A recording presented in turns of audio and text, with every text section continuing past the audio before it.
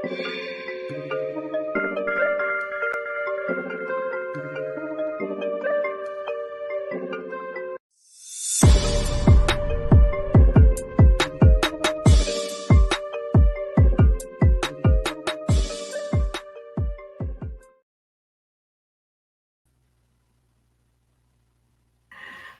dia, boa tarde, boa noite. Está no ar mais um Ministério Cast. Eu sou Felipe Scarinci, apaixonado por inovação e maratonista. Eu sou o Xixa Kaiser, editor de podcasts e um amante por inovação. Eu sou Stefano Venturato, crossfiteiro arrependido e numa relação séria com a inovação. Então, já que tem o amante, o apaixonado e a relação séria aí. É isso aí, um belo triângulo amoroso. E hoje, no Ministério Cast, nesse episódio, a gente vai estar falando aí sobre o grande reset da pandemia.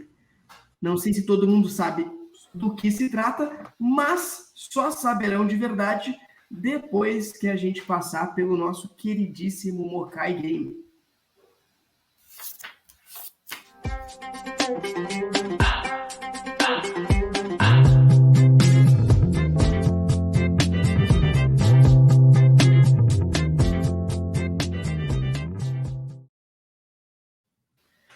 Para quem perdeu o primeiro episódio, primeiro volte e escute-o, mas o Mokai Game tá de cara nova em 2022, não é mesmo, Stefano?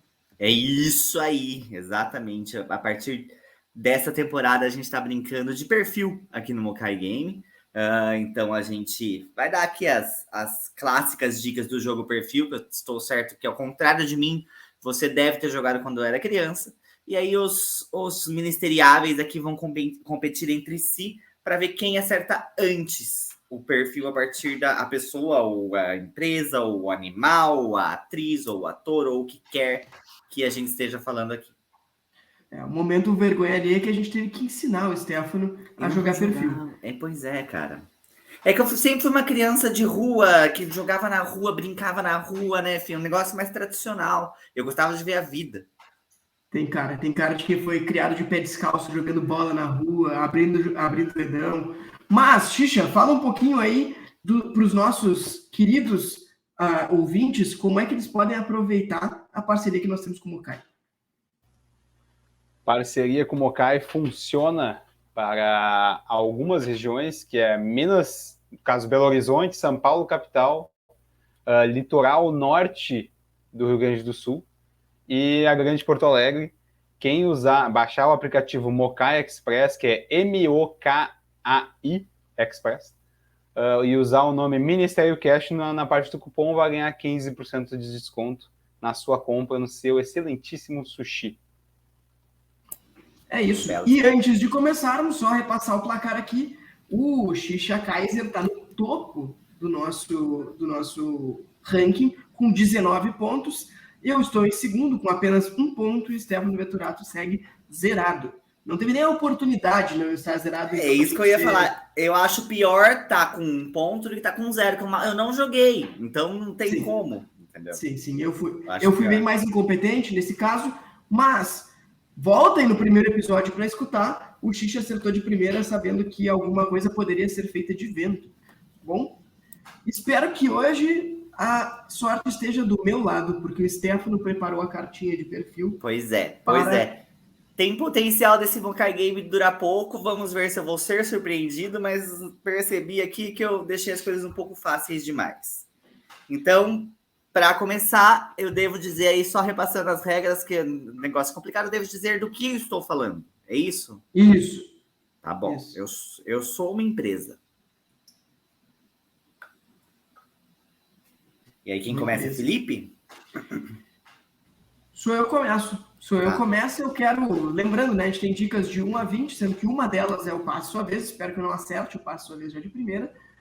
Eu quero a dica número 12. A dica número 12 é: meu logotipo representa um sorriso.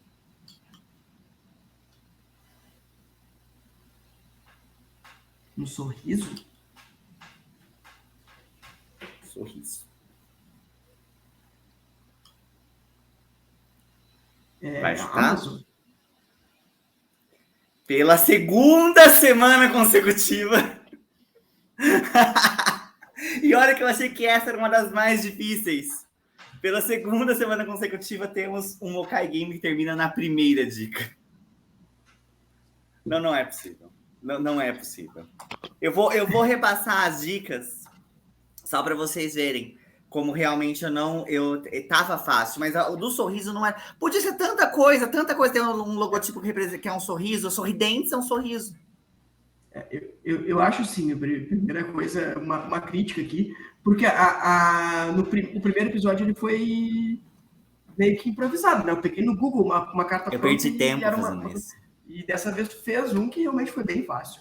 Eu perdi tempo. E para mim, cara, o logo da Amazon é de fato um sorriso. Eu entendi, né? Quando tu fala ali do sorriso, eu disse, deve ser isso. Pensando com a cabeça Stefano, pode ter sido a Amazon. Não. Mas para mim, sei lá, era. É um sorriso, sim. Eu li Inventário Vagar do Jeff Bezos, ele fala que representa um sorriso. Então não me enrole. Vou falar quais foram as dicas. É o sorriso dos clientes? Exatamente, satisfeitos, porque a Amazon tem obsessão pelos clientes. Mas as dicas eram: número 1, sou uma Big Tech. Okay, né? Número 2, passe sua vez. Número 3, fui fundada em 1994. Número 4, meu fundador tem um padrasto cubano. Número 5, meu nome é inspirado por um dos maiores rios do mundo. Número 6, essa você ia matar muito fácil com o número 6, né? Era a mais simples. Número 6, desculpa. Durante o estouro da bolha da internet, minhas ações foram de 116 a 6 dólares. Número 7, no começo vendi apenas livros online. Número 8, meu fundador também tem uma iniciativa de viagens espaciais. Número 9, sou personagem cativo quando se fala em estratégias digitais. Número 10, tenho mais de 1,5 milhão de funcionários. 11, minha estratégia de crescimento é baseada em um ciclo virtuoso. E aqui eu tomei cuidado para não falar flywheel. Preferi falar outra coisa, mas não chegamos nem nela. Número 12, meu logotipo representa um sorriso. Número 13, um de meus valores mais fortes é a obsessão pelo cliente. 14, meu nome original seria baseado em um famoso passe de mágica. 15, comecei em Seattle. 16, sou a segunda marca mais valiosa do mundo. E essa notícia é nova, porque a Apple acabou de ultrapassar. Número 17, meus primeiros investidores foram os pais do meu fundador. 18, meu fundador já foi escolhido o pior chefe do mundo. 19, entre minhas multifacetas está um serviço de streaming. Número 20, meu fundador ganhou quase 10 mil reais por segundo em 2020. Realmente estava. Vou te dar os parabéns aqui. Conta para os nossos ouvintes qual que seria o nome da Amazon se fosse um passe de mágica. Como tu Cadabra. Cadabra seria o nome da Amazon. E segundo conta a lenda Jeff Bezos, ele disse que ele foi fundar a Amazon e precisava da papelada, né? Junta comercial, aquela coisa. E o advogado do divórcio de um amigo dele foi auxiliá-lo nesse processo. Aí o advogado precisava do nome para fazer, né, o registro da empresa. E ele disse que o nome era Cadabra, e foi nesse momento que, segundo a tradução, que eu imagino que está errada ali no meu livrinho, de acordo com o advogado, ele ouviu cadáver. Ali ele percebeu que ele precisava de outro nome, que não Cadabra, e aí nasceu a Amazon, baseada nos maiores rios do mundo, que representa o tamanho da seleção de produtos, na época, o tamanho da seleção de livros que ele queria trazer para os usuários. Muito bom, muito bom. O jogo acabou rápido, mas fomos educados aqui, pelo menos, pela história da Amazon. É isso. Bom, meus amigos, a gente tem vinheta para ir para a parte da pauta? Não, mas você não quer falar um pouco da humilhação do placar nesse momento? Em que ponto estamos? Eu gostaria de reforçar que eu estou em primeiro lugar com 20 pontos. O Xixa Kaiser, o menino Carlos, está com 19 pontos. E Stefano Venturato segue amargurando a última posição com apenas 1 ponto. Eu devia ter colocado uma drag do RuPaul's Drag Race, alguma coisa assim, bem difícil. Eu errei. Pode fazer da próxima vez. Joguei errado. As dicas podem ser mais difíceis, né? Joguei errado. Bom, tá na tua mão pra semana que vem, o Xixa Kaiser. Pode deixar, pode deixar.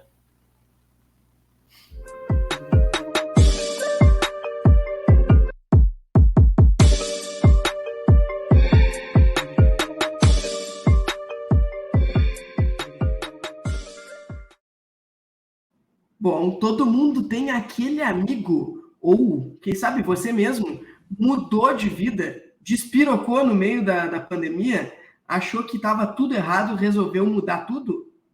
É sobre isso que a gente vai falar hoje. A gente vai falar sobre o grande reset, o grande reset da pandemia. Aquele pessoal que olhou para o lado e disse, não é para aí que eu quero ir.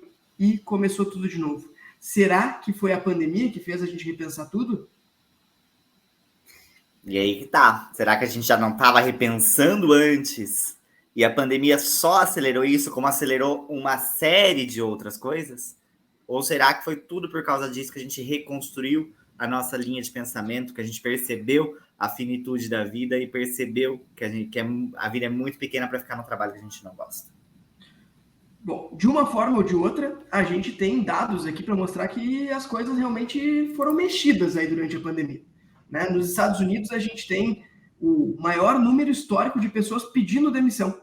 Né? A gente, em 2021, foram, se eu não me engano, algo entre 4 e 5 milhões de pessoas que pediram demissão nos Estados Unidos. E, para que vocês tenham um padrão de comparação, não adianta só falar isso, anteriormente, a média dos últimos 5 anos era por volta de 1 milhão e 802 milhões de pessoas. Então, a gente está falando de mais do que o dobro de pessoas pedindo demissão. Nós não estamos falando de pessoas sendo demitidas porque as empresas estão mal, não estão conseguindo vender, ou porque a economia vai mal. Não, as pessoas escolheram sair dos seus empregos em 2021.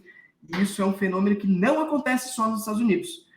Tenho certeza que nossos ouvintes e nós aqui mesmo temos várias histórias para contar de pessoas próximas da gente que também reavaliaram tudo durante o ano de 2020 ou do ano de 2022. E esse é um fenômeno que nos Estados Unidos vem sendo chamado de The Great Resignation, né? Então, é um termo que foi cunhado aí por um professor da Universidade do Texas chamado Anthony Klotz. Anthony Klotz. Então, ele escreveu um artigo falando que estava acontecendo Great Resignation, então as pessoas estavam todas elas... Como é que a gente vai... Qual é a melhor palavra para a gente falar isso em português? Mandando o chefe... Talvez essa aí seja a melhor forma de dizer. Então, que nos Estados Unidos isso está acontecendo, e também a gente tem isso acontecendo na Europa, no Japão, na China, e cada um deles a gente tem um nome diferente. Na China a gente chama de Lying Flat. No Japão, a gente tem um outro nome, é um pouco mais difícil, eu vou precisar usar minhas anotações aqui. Cadê a América? Eu perdi o nome do Japão, eu já trago aí para vocês. Não posso nem te ajudar com essa. Exatamente. Na Europa também tem um nome específico para esse fenômeno, mas o ponto é, as pessoas, elas estão, de uma forma coletiva, querendo mudar suas vidas. Exatamente.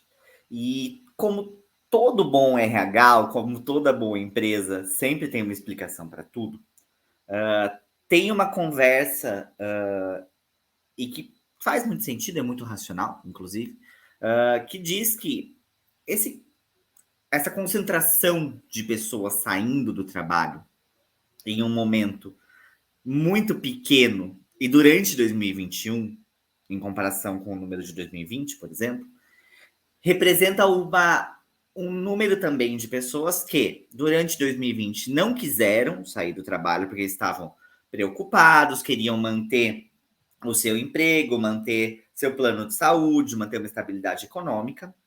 Então, se seguraram ali durante um tempo nesse emprego. E em 2021, por uma ilusão de que as coisas já estavam mais tranquilas, de um mercado se reaquecendo, se concentraram, então juntou a turma que já queria sair em 2020 com a turma que já queria sair em 2021, juntaram os dois volumes e deu um grande salto aí na curva. Então, existe alguma explicação que as empresas têm feito nesse sentido e que, mais uma vez, ela é racional, ela faz sentido. A grande questão é, E quando dizem que os números não mentem, mas eu acho que as experiências mentem menos ainda. Principalmente na nossa bolha, quem está saindo de emprego ou quem está mudando de emprego, tá sim, talvez, já eram planos que estavam sendo estruturados há mais tempo, mas é um fato que chegou-se a um ponto sem volta. Chegou-se a um ponto em que, até num dos episódios aqui do Ministério Cast, a gente falou sobre breakout. Chegou-se a um ponto de breakout. O breakout para cada pessoa é um. Chegou um ponto em que a gente percebeu a finitude da vida, que a gente percebeu que a vida é pequena para se manter no emprego que não gosta, ou, por outro lado, chegou-se a um ponto até do burnout também, que é um outro assunto muito importante da gente falar aqui hoje. O trabalho foi para dentro de casa na nossa bolha. Em alguns lugares ele não foi para dentro de casa, mas na nossa bolha o trabalho foi para dentro de casa. E o trabalho dentro de casa, para algumas pessoas, significou que o trabalho não terminava no horário que você ia embora do escritório. E tudo isso pode ter levado a esse movimento. Eu prefiro olhar para esse movimento com esse olhar mais social do que para um olhar numérico. Só para colocar em números aqui, já que tu não quer olhar o olhar numérico, né? Quando tu fala de que só na nossa bolha que o trabalho foi para dentro de casa, de fato, tá? Tem um levantamento que mostra que no Brasil só 10% dos trabalhadores puderam trabalhar de casa. Os outros ou tiveram que ir trabalhar ou ficaram sem trabalho. Então, realmente é uma coisa que talvez as pessoas mais próximas da gente, de alguma forma, tenham vivido, mas não é uma realidade para todo o brasileiro. O que tem acontecido, e daí continuando, tentando explicar o fenômeno, antes de tentar encontrar os porquês exatamente, mas vamos explicar o que está acontecendo, qual é a figura que a gente está vendo aqui, é um fenômeno que ele de fato já vem de antes da pandemia. Tem nessa mesma matéria aqui da Bloomberg, eles mostram o quanto que mudou ao longo das últimas décadas o número de horas trabalhadas em cada um dos países. E daí, claro, estamos falando de países desenvolvidos, mais a China, na verdade. Então, Alemanha, Japão e Estados Unidos. E, cara, a curva da Alemanha é uma coisa que é, no mínimo, muito, mas muito impressionante. Porque no início da década, ou melhor, no início da década de 50, ou seja, 70 anos atrás, na Alemanha se trabalhava 2.500 horas por ano. Ou seja, vamos facilitar, vamos dizer que a gente trabalha 250 dias por ano, para facilitar a conta aqui. É um pouquinho mais, se vocês olharem aí, se vocês fizerem a conta, vai dar uns 260, talvez 270, mas vamos 250. É algo como trabalhar 10 horas por dia. Se for 260, vai dar 9 e 1 quebrado. Hoje em dia, um levantamento feito pela Penworld Table diz que na Alemanha se trabalha mais ou menos umas 900 horas por ano. Ou seja, fazendo a mesma conta aí, a gente está abaixo de 4 horas por dia. Então, é um movimento que não é as empresas resolveram que vão trabalhar menos. Não. É um movimento, é uma construção que vem acontecendo de que as pessoas resolveram que precisam trabalhar menos, ou não ter aguentado, ou o nosso trabalho está mais intenso, alguma coisa está acontecendo que está fazendo com que a gente, de fato, enxergue o trabalho de uma outra forma. Né? Não quero fazer nenhum grande juízo aqui, mas o ponto é, a gente está enxergando o trabalho de uma outra forma, e principalmente a gente começa a enxergar o trabalho de uma outra forma à medida que essa nação, ou que essa região, ou que essas pessoas, elas vão ficando mais ricas. Então, se a gente olha os números da China, a China ela começa a ter esse levantamento só na década de 70, tá? Mas na década de 70 eles trabalhavam por volta de 2.000 horas, e hoje, o último dado que a gente tem é de 2017, são 2.200 horas, mais ou menos, que se trabalha por ano. Então, a China, que é um país que há 40, 50 anos atrás estava convivendo com miséria, com fome, não que não conviva hoje, mas de fato muito menos, né? A riqueza da China cresceu bastante esse tempo. Eles estão trabalhando mais, mas vem esse tal desse movimento lying flat, que é justamente a geração mais jovem dizendo que não quer seguir o modelo da China, que é aquele modelo que a gente já falou aqui, que é o 996, né? Que é o 996, ou seja, trabalha das 9 às 9, 6 dias por semana. E eles disseram, cara, desse jeito eu não quero. Não faz sentido, não sobra tempo para viver, eu fico só trabalhando.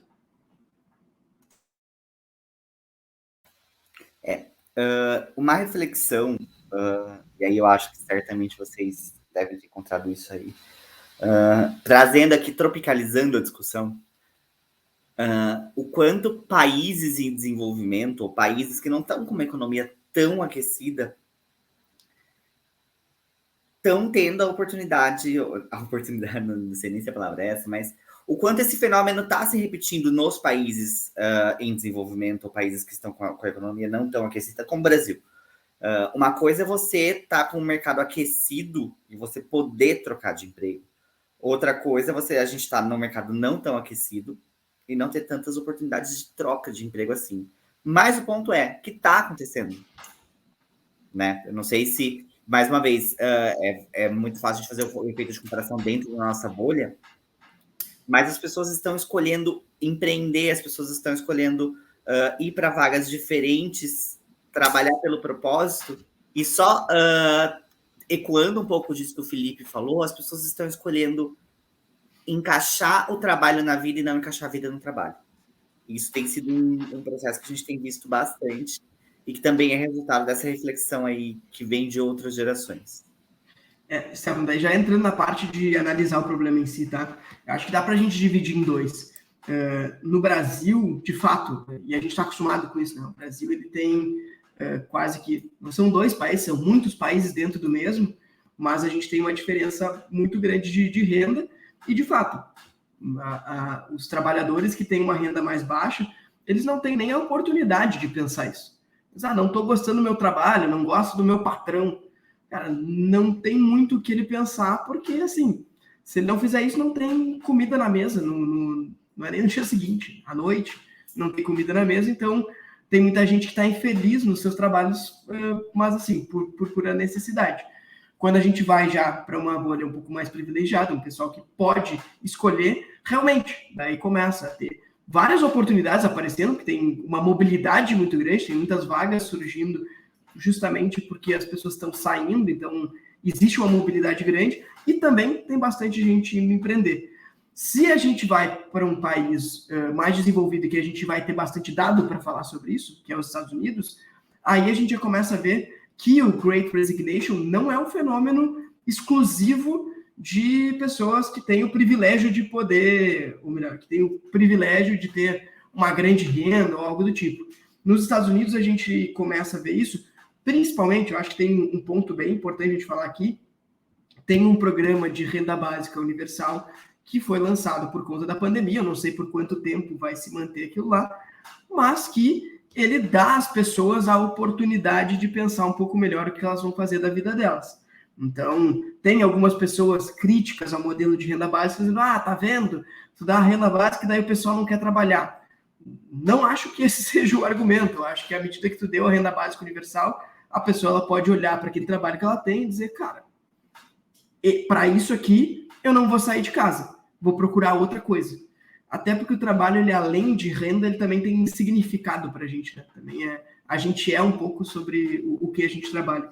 Então tem muita gente nos Estados Unidos, e daí, assim, trabalhadores que estão mais na linha de frente, né? O pessoal que trabalhava como, sei lá, caixa de supermercado, trabalhava em coisas de hospitalidade, né? Trabalhava em hotel, como camareira, recepcionista, coisa do tipo, que escolheram não ficar mais, simplesmente porque achavam que era perigoso demais estar nesses lugares, achavam que não tinha condições adequadas, e disse, olha, eu tenho a minha renda aqui garantida, pelo menos por agora, eu não vou trabalhar. E tem um fenômeno muito grande disso. Nos Estados Unidos também está acontecendo um fenômeno daí parecido com o que a gente está vendo aqui no Brasil. Aí sim, pessoas adiantando a aposentadoria, a gente está falando dos baby boomers, né? As pessoas, em média, se aposentavam, paravam de trabalhar nos Estados Unidos, se não me engano, era algo como 66, 65 anos. Essa média, nos últimos 2 anos, caiu para 61, 62. Ou seja, o pessoal resolveu parar. Disse, cara, já estou no fim aqui, o que eu vou continuar me metendo a trabalhar? Já tenho minha renda, né, extra do outro lado, não preciso da renda do trabalho, vou fazer outra coisa. Isso aconteceu. Puxando um pouco do que a gente falou no nosso último episódio, tem algum papel, na opinião de vocês aí, da gig economy nesse êxodo dos trabalhos mais formais, no sentido de quero ser o meu próprio chefe, vou continuar fazendo o que eu quero, o que eu faço hoje, ou então talvez vou fazer até outra coisa, mas para trabalhar no meu horário e do meu jeito. Existe um impacto nesse sentido também, né? Eu vi isso acontecer. Eu fiz uma compra no Mercado Livre e o cara veio me entregar isso no domingo, acho que 11 da manhã. Aí quando ele veio aqui em casa, tipo, eu vi que o prazo de entrega era domingo, mas eu não tinha entendido que realmente, de fato, entregaria no domingo, né? Eu achei que ia chegar na segunda-feira. Aí quando o cara apareceu às 11 da manhã com a roupinha do Mercado Livre, mas claramente a van, o furgão não era do Mercado Livre, era alguma outra coisa, que os caras são nesse trabalho de bico, né? Estão fazendo render e tem que fazer render. Então, se antes tu tinha um trabalho que tu conseguia lidar e agora tu quer ser teu próprio chefe, tu tem que trabalhar nos domingos também para fazer dar conta, né? Se tu botar mais um dia na semana, o domingo, tu acabar trabalhando mais, tu vai ganhar mais, mas, cara, né? Vira o que a gente debateu no último episódio, né? Vira um inferno do cara. O dia favorito dos entregadores aqui em casa é sábado. Sábado, entre 9 e 10 da manhã, sempre tem alguma coisa. Tudo bem, é culpa minha porque eu compro, né? Mas é a hora que eles estão chegando.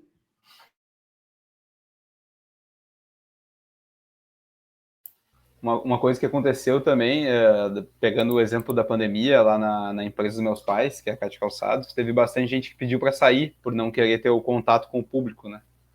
De calçado e tudo mais. As lojas ficavam fechadas, sempre respeitando as regras que tinham que ser. A gente botou um banco na frente da loja, daí a gente vendia pela grade o produto e o cara sentava na rua e calçava. Tu dava só um pé, né? Porque estava a caixa, o cara podia sair correndo com a caixa. Então a gente fez essa dinâmica, mas mesmo assim teve muita gente que não sentiu, tipo, não vou voltar a trabalhar. Porque isso aí eu já estou dizendo, tipo, muito tempo depois do início da pandemia, já era naquela parte que começou a abrir as coisas. Então, pessoas começaram a pedir demissão e não queriam mais trabalhar nisso. E, eu vou arrumar alguma outra coisa para fazer, mas eu não vou ficar nisso. Só que não conseguiram, porque, beleza, né? A gente não... É um público que ganha uma faixa salarial mais baixa. Então, eles achavam que eu conseguia alguma coisa, notaram que não iam conseguir e começaram a pedir para voltar. Só que antes da pandemia a gente tinha 110 funcionários, agora a gente tem 40, 45. Então, de todo mundo que saiu, cara, tu aceitar um ou dois a cada 2 meses é uma coisa. Agora, todo mundo que saiu, não tem como. Então, tem muita gente que eu vejo, muito mais porque eu tenho esse contato com essa galera, de que tá correndo atrás ainda, não parou de correr atrás. Tá recebendo lá aquela renda universal que tinha, mas tá meio desesperado por saber que, tipo, tu não vai passar fome, mas tu não vai mais conseguir ter a vida que tu tinha antes, né? Tu meio que perdeu essa garantia. Então, essa galera tá meio desesperada, assim. Ou trabalhando em 2 trabalhos, tem vários funcionários nossos que trabalham de noite numa pizzaria e durante o dia trabalham pra gente na loja de comércio. Cara, olha só, a gente estava falando aqui justamente que a gente não tinha dado do Brasil para falar que isso estava acontecendo com o pessoal de renda um pouco mais baixa, e tu está nos trazendo justamente que isso está acontecendo aqui também. Então, corroborando um pouco o que a gente falou lá no início, não é? Apesar da gente ter mais literatura sobre o que está acontecendo nos Estados Unidos, né? E esse professor, quando ele escreveu, ele estava escrevendo sobre o fenômeno americano, né? Do Great Resignation. Cara, está acontecendo aqui. Tem os vendedores da Cate Calçados que não queriam ter contato com o público e pediram demissão por causa disso. Porque entrou a questão da saúde aí, né?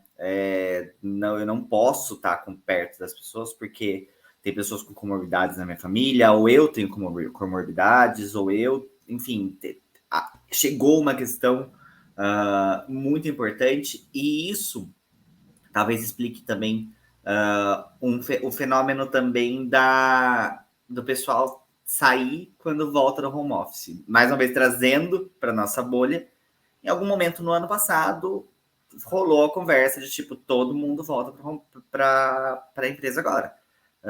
Passou, e quem não está me vendo aqui, eu estou fazendo um passou com aspas no ar, mas passou a pandemia, vamos voltar todo mundo para o escritório. Aqui a gente cria a nossa cultura, aqui a gente está junto, aqui a gente faz acontecer. Só que a gente experimentou uma outra qualidade de vida trabalhando em casa. A gente experimentou uma outra produtividade em casa. E se as coisas continuam a funcionar, se os resultados continuam a ser entregues, por que não continuar? Por que a gente precisa voltar para aquele cenário comando e controle, de todo mundo olhando o computador ali, vendo se está produzindo mesmo entre 9 e 5 da tarde? E aí isso eu ouvi muita gente que acabou enlouquecendo, não conseguiu olhar dessa outra forma, não conseguiu se visualizar voltando para a rotina anterior. Isso aí foi em busca de uma outra oportunidade. Esse fenômeno, Stefano, eu devo ter falado disso em algum dos nossos episódios, mas assim, lá atrás, bem lá atrás. Porque até por indicação do Xixi eu escutava um podcast que era do Potter Entrevista, e tem a entrevista dele com o Pianjas. Isso deve ter sido, cara, podemos resgatar aí, mas março, talvez abril de 2020. Muito no início de tudo. E o Pianjas, ele fala isso. Diz, cara, eu acho que uma das coisas que vai mudar com a pandemia, e era bem início para a gente falar esse tipo de coisa, as pessoas elas vão se dar conta que tem um monte de coisa que tem um CNPJ obrigando elas a fazer, e elas vão dizer, cara, isso não faz sentido. E é um pouco disso. Pô, é sério que eu preciso todos os dias estar no trânsito e ficar das 9 às 6 em um lugar que eu sou menos produtivo do que em casa? Pra quê? Pra ter uma pessoa para ficar me supervisionando? Não, senhor. Tô fora disso. O exemplo da Laura, que ela tá agora no processo até pós-pandemia, mudar áreas e tudo mais, ela também vai sair da empresa que ela trabalha, mas que se ela fosse... A Laura é tua namorada, só para os nossos ouvintes. Exatamente. A Laura, minha amada, ela ia para um trabalho que é em outra cidade com o ônibus da empresa, e era 1h30 para ir e 1h30 para voltar. E isso conta, né, no tempo do trabalho, mais o circular que ela tinha que pegar lá dentro também para chegar no posto. Então, digamos que por dia de trabalho, ela perdia 3 horas durante o dia. E estando em casa, começando no horário que tem que começar, tipo, cara, tu ganha muita, mas muita qualidade de vida. Não digo, tipo, tu deixa de ter o contato com as pessoas, né? Ter contato com pessoas é uma coisa que com certeza faz bem pro ser humano. Mas, tipo, te dá uma qualidade de vida de poder controlar um pouco mais teu tempo, não ficar tanto nessa dinâmica, porque ela chegava muito depois e saía muito antes, né? Agora ela tinha um horário mais marcadinho e a pandemia deu esse prazer para ela, digamos assim. E uma coisa que faltou comentar antes do exemplo que eu usei anterior, dos meus funcionários que tinham saído da empresa, é que muitos deles, até por questões salariais, né, que o pessoal ganha menos, é uma faixa que ganha menos, eles moram, muitos, né, tu mora com teu avô, tu mora com a tua tia, tu mora com muita gente na mesma casa. Então, tipo, a ideia inicial que a gente pegou conversando com eles era, tipo, pessoal, a gente não pode nem demitir vocês, inclusive. O governo não deixa de demitir. Então, ou tu tem que sair porque tu quer, e é isso, não tem outra opção. E daí o pessoal escolhia sair justamente porque tu vai voltar para tua casa, vai estar teu avô, tua avó, teus tios, todo mundo que sei lá, pode estar mal de saúde. Então tu dependia, tipo, eu vou ter que sair porque senão eu não quero comprometer a vida deles. Só que mesmo assim o pessoal ficava mais dependente. Então tu criava um monte de gente que tá ganhando a renda universal, mas diminuía, e é difícil tu imaginar como é que os caras lidaram depois e como é que vai para frente. É uma situação bem delicada que eles se encontravam. Então não tem muito como culpar o cara ou para achar que ele tá pensando errado. É situações e situações, né? Cada bolha tem seus problemas e seus jeitos de lidar com os problemas. É isso. E é até importante a gente ter esse olhar, porque a gente acaba trazendo muito da nossa bolha, e o olhar que eu vou trazer agora, novamente, é muito da bolha, que conversa um pouco com o pertencimento e o significado ao trabalho. Nas conversas antes de gravar o episódio, a gente falou um pouco sobre isso, mas é aquilo de que a gente está muitos passos atrás da construção de uma cultura ou da construção de um pertencimento no home office, quando a gente está falando de empresas, enfim, setores administrativos, enfim, essa parte mais que está na nossa bolha. A construção dessa cultura, e aí já fica aí uma indicação rápida, que é o Be Officeless, que é bem legal, mas a construção dessa cultura tá demorando muito para acontecer. E talvez quando a gente foi para casa, a gente percebeu que esse pertencimento que a gente tinha era pertencimento que era por causa das pessoas que estavam ali perto. Não era pelo trabalho que a gente estava realizando.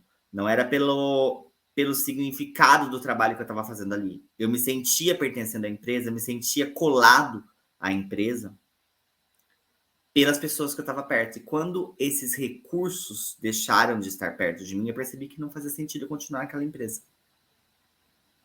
Agora que vai começar o episódio, né? Porque agora que a gente vai poder falar de verdade do que a gente queria. Porque isso que o Stefano trouxe é sensacional. Que é justamente, a gente tinha um carinho muito grande, uma cola social muito grande com as pessoas que estavam ali. Nem sempre, né? Às vezes o pessoal não gostava de todo mundo do escritório, mas a gente sabe que isso funcionava como uma cola social muito forte, um motivo para a gente continuar estando em um determinado emprego. Aquela história da empresa que nós somos uma família, não sei o quê, e daí todo mundo tá ali por causa do grupo. Cara, isso a hora que cada um foi para casa, enfraquece muito, né? Enfraquece muito. Uma coisa é aquele teu primo que tu vê uma vez por semana, que vocês estão sempre, lá jantando junto, vão, no mesmo colégio, na mesma universidade, trabalham perto, almoçam junto. Outra coisa é aquele primo que tu vê uma vez a cada 15 anos. Entendeu? Então, começou a ficar um pouco mais distante. Então, esse fenômeno das pessoas saindo também tem a ver com isso. Porque aquela cola social que existia, ela se foi. Né? A gente até, de alguma forma, a gente aprende a fazer isso no digital, a gente, né, conversa de alguma forma por Zoom ou qualquer Mas é um bando de bullshit. Tô para encontrar um jeito bom. Por enquanto não encontrei, mas ainda não. Não achamos um jeito legal de fazer isso, mas aquelas pessoas que não estavam na empresa porque elas tinham um objetivo claro, aquela empresa, aquela plataforma, aquela jornada lá estava enriquecendo o que aquela pessoa queria fazer para a vida dela, parou de fazer sentido. Se eu tô na empresa porque eu sou amigo do Xixa e eu não vejo mais o Xixa, acabou. Já era. E a amizade home office com alguém não precisa mais ser no trabalho agora, né? Tu é amigo do cara no trabalho, tu vai manter a amizade com ele igual o dia inteiro, praticamente, como se trabalhasse com o cara, sendo que os dois estão trabalhando em empresas diferentes, porque é tantos meios de se comunicar que a gente até se atrapalha, né? De tantas opções que tem, de cara acabar entrando no link errado aí, de tantos tipos de canais e meios e formatos que existem, de tu manter uma parceria com alguém e praticamente, tanto que a gente começou aqui o podcast, eu e o Felipe, eu não trabalhava com vocês dois ainda, né? Então, permaneceu muito igual, parece que tá tudo meio parecido, assim, como funciona agora no trabalho, ou gravar podcast, ou fica essa transmutação de telas aí, muito louco. É isso. E deixa eu até... Vou chilicar, me deixa grande. Já? RHs, entendam que vocês não vão conseguir reconstruir essa relação ou reconstruir essa cola social enfiando todo mundo junto de novo. A gente não vai manter o propósito com o trabalho simplesmente pelo propósito com as pessoas. A gente já percebeu que assim não é sustentável. Então não adianta botar todo mundo no mesmo lugar achando que vai mudar tudo e que vai voltar a ser como era lá em 2019. Não vai.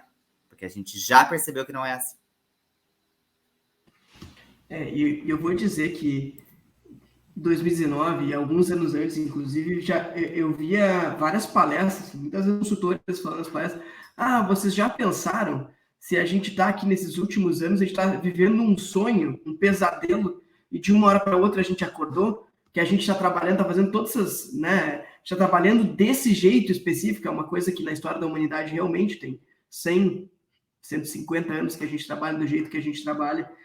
Quem sabe a gente não vai acordar num outro dia de ressaca, olhar para trás e dizer o que será que aconteceu, por que a gente fazia isso desse jeito, vamos fazer as coisas de uma forma diferente, eu nunca mais vou beber, né? Aquela coisa de a gente acordou no dia 1º de janeiro, todo mundo acordou dizendo, nossa, nunca mais vou beber, vou passar o ano sem beber.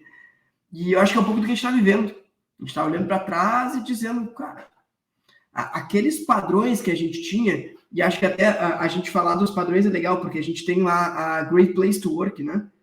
Que é um trabalho sensacional que o pessoal faz lá, inclusive, acho muito legal o trabalho deles, mas acabou virando um símbolo das empresas que não são legais de trabalhar, né? Então, tipo, hoje tu olha lá, pô, a empresa é great place to work. Sim, mas isso significa que ela segue uma série de padrões que estão, sei lá, em 2019 ainda, em 2018 ainda, se não antes. Então, vai ter que ter uma grande atualização de o que é um lugar legal para se trabalhar, né? A gente ter um consenso de novo de o que é um lugar legal para se trabalhar. Não, e eu nem tiro o valor da tentativa, que é muito natural para a gente tentar voltar para aquela época. Os números são horríveis, o turnover está maior do que nunca. Se dava certo lá atrás, por que não vai dar certo agora? É muito natural tentar voltar para aquele formato, mas a questão é essa, a gente percebeu que não dá para voltar e a gente descobriu outros lugares que dá para ir e encontrar o propósito mesmo. Então é muito mais um movimento de menos mesa de ping-pong e mais descobrir, ajudar as pessoas a descobrirem os propósitos delas em linha com o propósito da empresa. É muito mais sobre isso do que sobre pintar uma parede de colorido. A mesa de ping-pong, o frigobar cheio, né, de graça, acabou completamente, né? Se hoje eu tô falando com alguém que tá querendo me recrutar e eles, não, aqui a gente tem mesa de ping-pong, tem o frigobar liberado para todo mundo, com tudo. E de sexta-feira não precisa usar social. Eu vou dizer, cara, mas não quero nem tá aí. Frigobar cheio tem casa. Então, eu acho que realmente mudou muito a forma como a gente vai enxergar essas coisas. Não que a gente não vá gostar disso ainda, né? Quando a gente estiver no escritório, a gente vai querer ter o frigobar cheio, as coisas de graça, a gente vai achar isso legal ainda, né? Todo mundo gosta de ganhar coisa de graça, mas mudou. Mudou simplesmente. Ou melhor, né? Eu não sei se mudou. Aí eu acho que é um papel que foi fundamental da pandemia, era isso que eu queria trazer no episódio, a gente acabou divagando aqui. Uma coisa é, as pessoas sempre quiseram buscar significado de alguma forma no seu trabalho.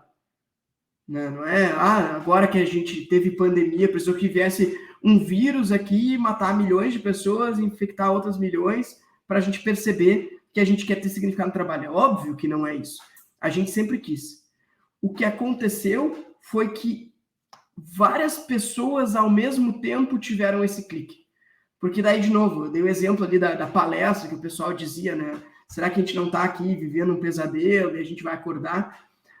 Também cansamos de ouvir em palestras de história de executivos ou profissionais bem-sucedidos de qualquer forma, dizendo que tiveram uma grande mudança na sua carreira depois que tiveram um infarto, depois que o avião quase caiu, alguma coisa do tipo. Aí eu vi como a vida era finita e eu resolvi mudar o que eu estou fazendo, porque eu disse que aquilo lá não fazia sentido. O que aconteceu foi que a gente teve muita gente que teve isso ao mesmo tempo, né?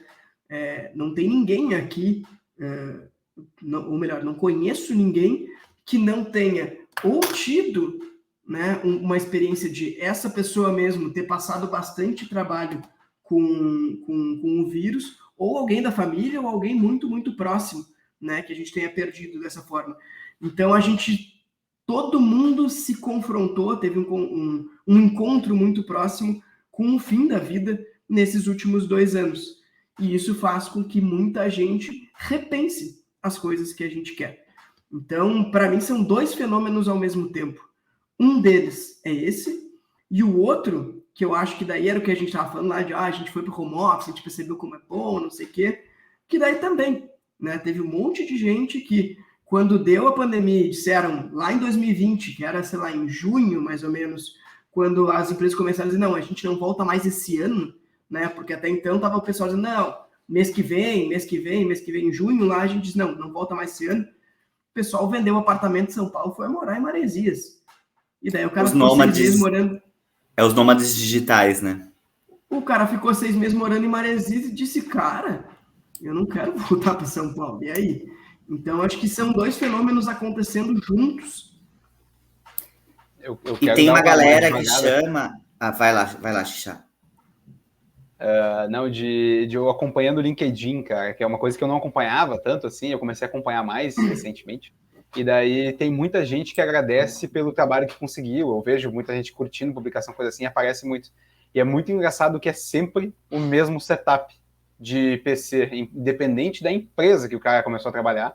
É um computador com um fundo da empresa que ele entrou, um caderninho, um copo, uma caneta, coisa, e só muda o logo da empresa, em todos.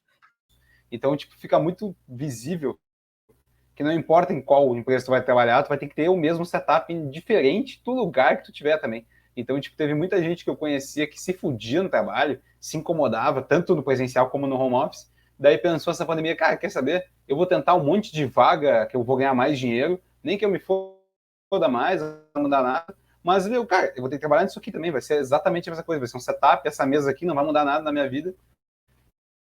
E começaram a tentar e conseguiram mudar de emprego e foram para outros lugares e não necessariamente físico, tu precisa sair, né, que a gente comentou agora. Então, eu vejo muito esse padrão, assim, ficou tão fácil também de trocar de empresa, tu não precisa de muito esforço de sair de casa para fazer alguma coisa, que realmente, cara, tá tão fácil no sentido de ser prático, de tu mandar currículo, digamos assim, e conseguir outra empresa e tu já tá com a tua plataforma pronta só para começar a trabalhar, que ficou muito mais prático de fazer isso, né? E quanto mais tempo passa, mais tecnologia tem, mais fácil fica da gente trocar. E quando tu tem uma opção para te ganhar mais dinheiro, não é tão difícil assim de tu escolher se tu vai querer ou não. Por que daí vai muito do propósito de cada um, né? Se o cara tem o propósito de ganhar mais dinheiro, ele vai querer ganhar Mas mais esse é o dinheiro. ponto. Esse é o ponto, Xixi. Quando tu tá procurando uma geladeira para tua casa e tem a mesma geladeira na Magazine Luiza, no Ponto Frio e não sei mais onde, na Americanas, cara, só vai olhar o preço. Porque é a mesma geladeira, né? E daí o que tu tá trazendo aqui é justamente isso, cara, não importa onde o cara tá, é uma comoditização de qual é a empresa que tu tá trabalhando. Então, assim, o que vai ter ali, se a gente tem, tipo, a cola, o que importa é a cola social, as pessoas que estão em volta, tu nem tem como saber isso quando tá fora da empresa, como é que vai funcionar. Então, assim, se tu tá trabalhando na empresa A, na empresa B, na empresa C, e é a mesma coisa, e na empresa A tá pagando 50, na empresa B tá pagando 100, tu vai para a empresa B.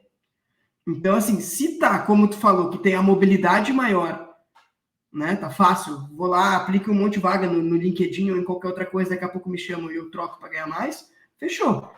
Agora, tem o ponto que, assim, as pessoas, elas buscam significado, tá? Às vezes elas não encontram e daí elas ficam ali, de alguma forma, anestesiadas, vamos dizer assim, estão ali dentro, estão simplesmente na inércia e estão indo. Se as empresas são todas iguais, tu vai competir por talentos com dinheiro, não tem outro jeito. Agora, se tem uma empresa que está brigando para, sei lá, acabar com a fome no mundo, e a outra empresa tá trabalhando para acabar com a poluição no mundo, tem uma que faz sentido para mim e outra que não faz, eu vou trabalhar naquela. Então as coisas começam diferente. Então, assim, tem a geladeira branca e a geladeira vermelha. Na minha casa combina vermelha. Não vou comprar branca, não adianta. Então é muito parecido o padrão no final das contas. Não, e isso também cria um problemaço quando a empresa ganha por grana, ganha o funcionário por grana, cria um problemaço para os recrutadores, porque a gente não está mais só competindo com empresas do Brasil que querem contratar mão de obra. Essa mobilidade, por exemplo, em pessoas que entendem linguagem de programação, por exemplo, cara, é competir com gente que contrata em dólar, que contrata em euro. Se existe a mobilidade e se ela ganha pelo dinheiro e não pelo propósito, não pelo, enfim, por tudo isso, para que eu vou fazer a mesma coisa que eu faço aqui do meu quarto, do meu escritório, ganhando em reais, eu posso fazer ganhando em euro, ainda aqui no meu quarto, ainda aqui no meu escritório. Então, se não é deste jeito, cara, não adianta, vai perder profissional mesmo. Um amigo meu, ele começou a trabalhar recentemente, o Gustavo Bittencourt, numa startup de Los Angeles, ele saiu da SAP, eu acho que foi. E até falando com ele sobre isso, ele falou, cara, eu não tenho mais, né? Agora, para mim, eu posso morar em qualquer lugar do mundo. Virou meio que eu decido agora, não preciso mais estar aqui em Novo Hamburgo, no caso, que é a cidade onde ele mora. E a gente ficou um tempo conversando sobre isso. Eu lembrei até de vários exemplos. Tem empresas que acabaram com seus escritórios e botaram, digamos que coworkings, que é para ser, não é bem um escritório, mas tu pega vários, a Costa Rica, um país na Ásia, e faz uns lugares, em alguns lugares muito bonitos, assim, sei lá, um paraíso, tu faz um escritório lá, e daí, cara, quando tu quiser ir para um escritório, já que já tem uns funcionários que estão meio que viajando pelo mundo, aí tu vai para esses lugares estratégicos que lá, nesse escritório, naquele lugar, naquele país, tu vai encontrar os teus colegas de trabalho. Mas é que como eles começaram a contratar gente do Brasil, porque é muito mais barato, gente, sei lá, chutar aqui Argentina, qualquer lugar da América Latina, para trabalhar no negócio porque estão pagando muito mais caro, é muito mais barato que o pessoal dos Estados Unidos mesmo, para eles começa a ficar fácil fazer isso, né? Tu ganha o cara nesse discurso de que ele tem um paraíso caso que ele queira ir, só que ele não vai, né? Ele não vai ficar o tempo inteiro lá, ele vai lá passar uma semana, 2 semanas, depois vai embora, vai viver o mundo, ou vai estabelecer em algum lugar. Ficou eu acho muito engraçado pensar nisso, que isso é possível, assim, o cara poder ficar viajando o mundo e trabalhando com o mesmo afinco, como se ele estivesse numa rotina. Beleza, que a rotina do cara ele vai ter que inventar, né? Porque também vai ter que trabalhar igual, né? E esse aí é um sintoma do negócio que, assim, quando a gente está falando de novo, né? Os trabalhadores de mais baixa renda, cara, o dinheiro, qualquer incremento que ele tem na renda muda muito a vida dele. Chega num determinado ponto que o incremento de renda ele não faz tanta diferença para ti. Começa a fazer mais diferença. Sim, a parte de propósitos que a gente está falando, mas é uma coisa que a gente já sabe que as empresas elas estão falhando, sim, em prover, né? Elas estão falhando, a empresa ela não está sendo um grupo de pessoas com um objetivo comum, né? Um objetivo compartilhado, não tem sido isso. Mas quando a gente ultrapassa um determinado nível de renda, começa a ser muito importante os benefícios que a gente vai ter. Quantos dias de férias, se vai ter flexibilidade, quantos dias tem que estar no escritório. E daí começa a empresa que tem mais dinheiro, né, que tem mais recursos, ela começa a perceber isso e começa a vir essas coisas esdrúxulas do tipo, a gente tem escritório na Costa Rica, se tu quiser ir passar uma semana na praia trabalhando lá com os teus colegas de trabalho, pode. Cara, isso é uma coisa que é acessível para muito pouca gente. Não é qualquer um que vai dizer, tá, beleza, semana que vem vou para Costa Rica, então. É acessível para muito pouca gente. E de novo, as empresas entrando, elas entendendo que a competição por mão de obra ela está nessa seara e despejando dinheiro nesse negócio, ao invés de, sei lá, eventualmente tentar encontrar pessoas que de fato queiram fazer o que aquela empresa deve fazer. Ao invés de criar o propósito mesmo, né? Os fenômenos que você estava descrevendo antes, você falou de 2 fenômenos. Para mim, eles têm a mesma origem, que é até como algumas pessoas chamam esse grande reset ou Great Resignation, que é o grande despertar. Talvez as pessoas ainda não, grande parte das pessoas, e aí, vamos lá, vou falar com conhecimento de causa, a gente não tinha percebido não só toda essa parte do propósito, de que quando você tira esse ingrediente da cola social, você percebe o que você realmente está fazendo, e aí você percebe que não, nossa, nunca quis fazer isso na minha vida, por que eu estou fazendo isso? E também essa questão da finitude da vida. Então, é o grande despertar nesse sentido, de você cair um insight, você percebeu que, cara, não, simplesmente não. Então, para mim, os 2 fenômenos estão ligados com o mesmo despertar. E aí tem cada vez mais pessoas despertando e despertando juntas, e isso está levando ao movimento. Porque elas estão despertando de uma vez só e juntas, e tem mais gente despertando, e ainda vai despertar nos próximos tempos. E daí quando muita gente começa a fazer junto, tu começa a te questionar, né? Que tá todos os teus amigos, ou vários dos teus amigos, trocando de trabalho e felizes, dizendo, nossa, por que eu fiquei tanto tempo? Daí tu fica assim, será que eu também deveria estar pensando essa coisa que eu não percebi? Pode ser que sim, pode ser que não tenha percebido.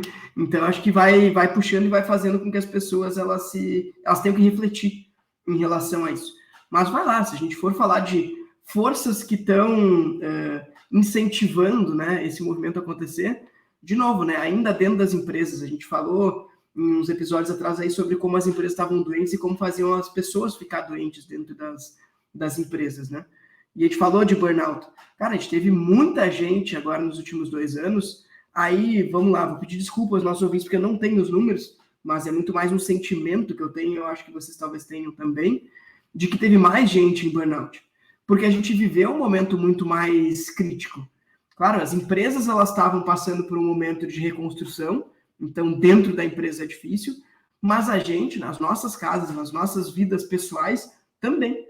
A gente tinha ou pessoas adoentadas ou medo de que as pessoas ficassem adoentadas. A gente tinha pessoas ao nosso redor que tinham perdido o emprego ou que estavam com medo que as suas empresas elas não vencessem, né, a pandemia. Então, o clima como um todo estava mais difícil e no trabalho está difícil e as pessoas acabam indo até um limite que acaba fazendo com que elas, de fato, né, queimem. É o breakout, né? Exatamente, elas queimem.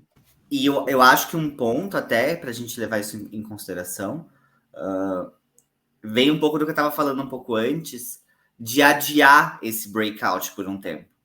Por um tempo, você percebe, pelo jeito a situação vai ser essa em 2020, então eu preciso segurar as pontas aqui, ninguém solta a mão de ninguém dentro de casa, então preciso continuar trazendo dinheiro, ainda que tenha tido uma redução salarial, preciso manter meu plano de saúde, preciso manter meu emprego do jeito que tá. Se eu tenho um propósito muito forte, a empresa precisa de mim, ou eu preciso continuar entregando esse propósito, não é agora que tá difícil que eu vou deixar de entregar.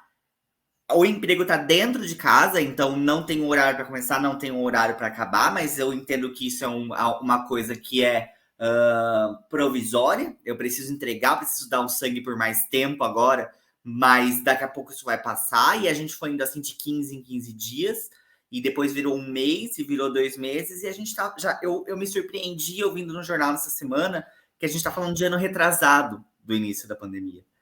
Eu me surpreendi com isso. Então, chegou uma hora que você percebeu que não é mais de 15 em 15 dias, e aí você acordou que você precisa fazer alguma coisa da vida porque você está adiando sua vida de 15 em 15 dias. Então, só para lembrar que a pandemia ela começou mesmo em 2019, né? Então, não foi nem ano atrasado, foi um ano antes. Mas, só para a gente fechar aqui, para a gente poder fechar o episódio, eu queria trazer uma última coisa que está acontecendo, que é justamente as pessoas que estão dentro, né? A gente está falando do burnout, as pessoas que estão dentro das empresas, porque, de fato, as empresas, de alguma forma, elas têm toda essa situação complexa que a gente está falando, tanto de as empresas não terem se atualizado, de não estarem com seus quadros completos e tudo mais, mas da gente estar trabalhando em casa, e o Stefan falou que às vezes a gente trabalha por mais horas e tudo mais, eu acho que tem um pouco de como o nosso ecossistema de tecnologia ele foi construído.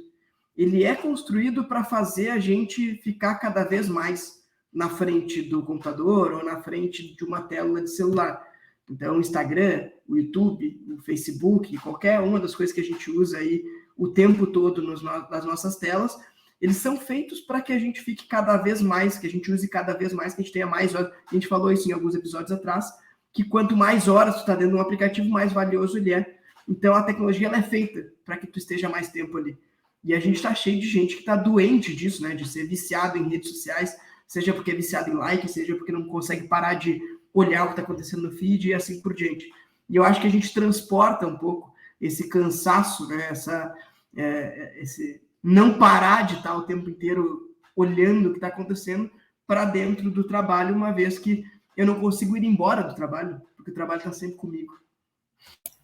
Nós somos viciados em feeds infinitos. Nós somos viciados num feed infinito do Twitter, nós somos viciados num feed infinito do Instagram. É apenas natural que a gente espelhe o vício num feed de estar sempre ocupado. E aí eu já vou até levantar um ponto que vai ser minha indicação da semana, que é o livro de um filósofo coreano, eu vou certamente errar o nome dele aqui, mas Byung-Chul Han, que é a Sociedade do Cansaço, em que ele fala muito sobre essa sensação de que a gente está o tempo todo procurando estar ocupado. O tempo todo a gente está procurando estar em ação. A gente não entende, a gente entende o não estar ativo como negativo. O não estar ativo não é um tempo produtivo, então eu preciso estar o tempo todo ativo. Eu preciso viajar e visitar todos os lugares possíveis que eu encontrar na minha frente. Eu não posso deixar de cumprir todos os itens que estão na minha lista. Se eu estou num tempo de um ócio criativo, e eu senti isso durante essa semana, por algum motivo a gente começa o ano um pouco mais descarregado, com menos coisas para fazer, até porque o ano vai entrando, vai começando a pegar tração depois que muita gente vai voltando e tudo mais. Mas eu senti isso durante essa semana. Teve um momento que eu falei, não tenho mais to-do, não tenho o que fazer. Que eu entrei em parafuso. Eu falei, meu Deus, eu não tenho o que fazer. Eu perdi minha utilidade como trabalhador porque eu não tenho o que fazer? Não. É um momento de você, cara, ócio criativo, criar, tem 1 bilhão de outras coisas possíveis, inclusive não fazer nada. Eu acho que dá um pouco de medo quando a gente vê que não tem nada para fazer, porque numa dessas a gente não é mais necessário, né? Se sente inútil. É tipo quando você sai de férias e você volta e as coisas foram tranquilas. É o medo de tirar férias. Tipo, entenderam muito mais. Deu tudo mais certo quando o cara não tá. Isso, tipo quando o cara tá jogando futebol e daí tá revezando, e daí o cara sai, e no que ele sai, o time do cara não toma nenhum gol e mete 4, e depois quando ele volta para aquela nhaca que tava antes. Não tem como não se sentir mal. Eu queria fazer um último comentário antes de burnout, que eu senti na pele, que eu sou uma pessoa meio tranquila, digamos assim, no sentido de trabalho. Teve vários momentos que eu trabalhei muito tempo no financeiro, de pagar conta, de ter que lidar com algumas coisas que davam um aperto, assim, de folha salarial, de uma empresa que não tinha muito caixa, então estava sempre ali num sufoco. E daí, quando começou a pandemia, digamos assim, eu trabalhei uns 6 anos num sufoco. Aí, quando começou a pandemia e eu senti que aquilo ali que estava acontecendo não era mais sufoco, era uma calamidade, não sabia o que fazer, assim, eu sentava na frente do computador, eu ficava olhando para o computador, eu ficava, meu Deus, eu não sei nem onde clicar, eu não sei o que está acontecendo. Daí começava a me dar um calorão, assim, foi, sei lá, umas 3 semanas disso. Daí eu tentando entender o que estava acontecendo comigo, sendo que eu nunca tinha passado por aquilo ali, eu não sabia o que fazer, e daí, tipo, eu falava com amigos meus, eu não tava vendo ninguém, né, mas eu falava com a galera, e todo mundo me dizendo, tipo, cara, calma, nada, tu não vai morrer, não, tua vida vai seguir. E eu tinha uma impressão de que parecia que o cara ia morrer, assim, tu vai fazer alguma coisa, eu não consigo fazer, eu quero muito ajudar, eu quero muito fazer alguma coisa, mas eu não tenho o que fazer.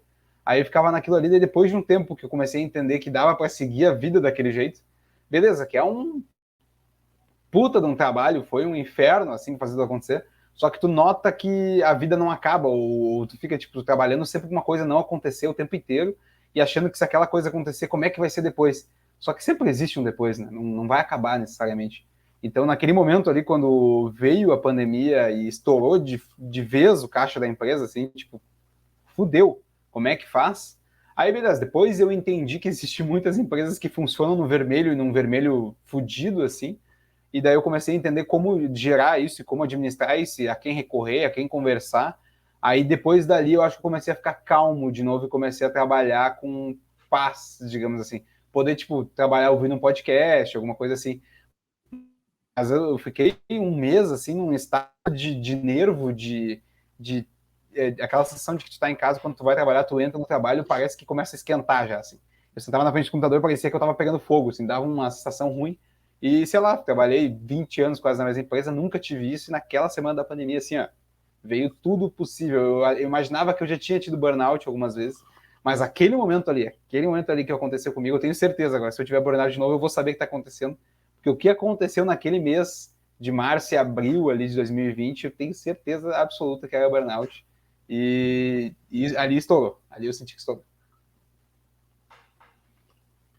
Relato de um sobrevivente, a gente acaba com o Ministério Cast dessa semana e vamos para a dica da semana.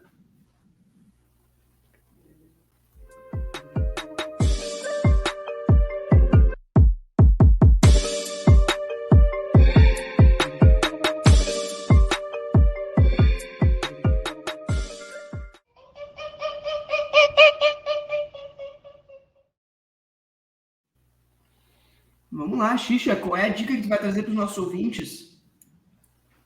A dica que eu trago é uma das coisas que eu mais ando fazendo nos últimos tempos. Eu fiquei muito tempo sem jogar videogame, na verdade, desde que eu mudei de apartamento, devolvi, porque eu morava com um amigo meu, o excelentíssimo Bruno Henrique Hartz, e eu jogava o videogame dele, né? Porque eu não tinha videogame. Então eu jogava muito videogame, mas eu jogava o dele. Daí quando a gente se separou, eu fiquei sem o videogame, eu nunca mais joguei videogame. Daí agora eu comprei um computador que suporta, um notebook gamer. Eu estou jogando Assassin's Creed Valhalla, que é um jogo maravilhoso, sobre vikings, muita morte, sangueira, e umas histórias pelo meio, com personagens históricos que realmente existiram. E fica a minha dica aí, joga um videogame, desopila um pouco e não fica o tempo inteiro querendo ser produtivo, que nem o Stefano lendo A Sociedade do Cansaço. E essa é a minha dica. Nossa, eu ia dar até uma dica produtiva, vou até trocar, vou dar uma dica bem besta. Não fico produtivo o tempo todo, eu dou dicas bestas também, mas dessa vez não vai ser uma dica besta.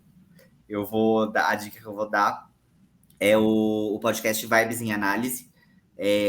Esses são 2 psicólogos que têm um Instagram, inclusive, que é o Float. E nesse podcast, eles falam um pouco sobre algumas das vibes que eles analisam no Instagram. E o episódio que eu quero indicar em específico é o episódio Sentidos do Trabalho, que foi onde eles falam muito sobre exaustão, o papel do trabalho na nossa vida, o papel da gente não estar sempre ativo, e foi lá que eu peguei a indicação do livro do Sociedade do Cansaço. Me abriu alguns olhos nos últimos dias. Bom, e a minha dica da semana vai ser para que vocês bebam chá. Acho que é um hábito que todo mundo poderia ter. Com essa, encerramos o Ministério Cast. Chá. Qualquer chá. Qual chá? Alucinógeno. Qualquer chá. É isso aí. É isso aí, gente. Com essa encerramos. Não deixem de compartilhar aí nas redes sociais de vocês nos darem like, comentar, nos acompanhem nas redes e tudo aquilo que é bem importante. E é isso aí. É os guri. E nos falamos na próxima.